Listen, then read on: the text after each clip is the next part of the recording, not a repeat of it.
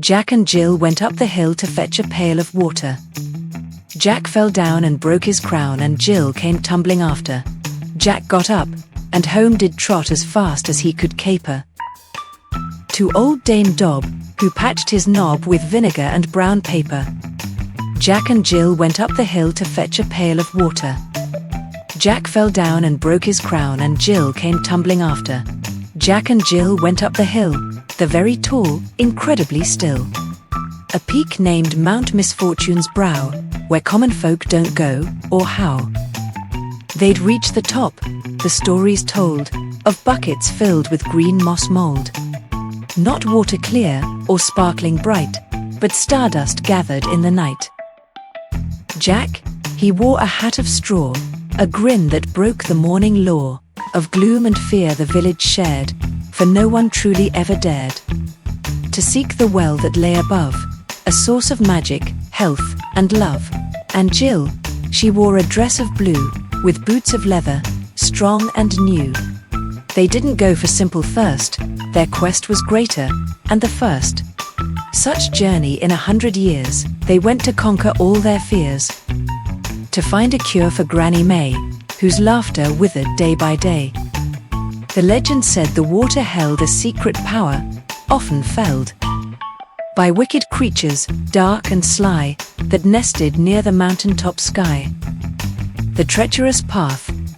The path began as gentle slope, but soon it shattered all their hope of easy travel. Thorny vine and slippery rocks of crystalline obsidian, black and sharp and slick, made every forward step a trick. Jack led the way, with steady hand.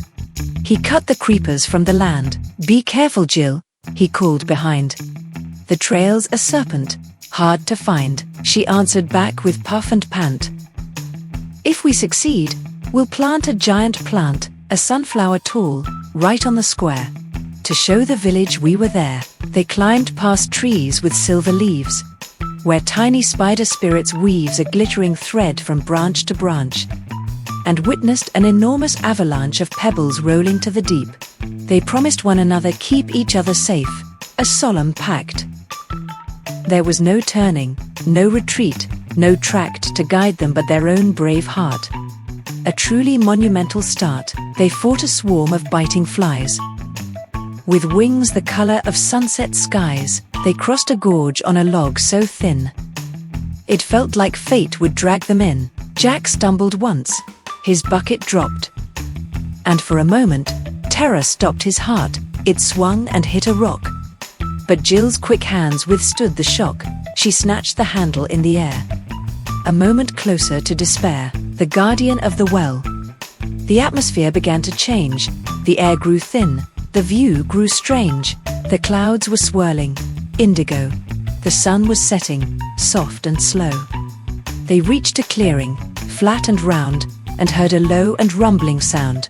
The well was there, a stone-rimmed hole that shimmered, touching deep the soul. But guarding it, a creature stood, a grumpy, ancient thing of wood and moss and shadow, called the Grump, whose every footstep was a thump. The Grump lets out a thunderous roar. "You trespass here, and want the core."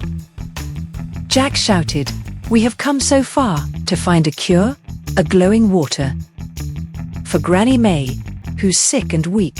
The creature paused, and didn't speak. Grump performed a magic trick, and cured the sick. Jack and Jill returned home quick, and saw a smile on Granny's lips.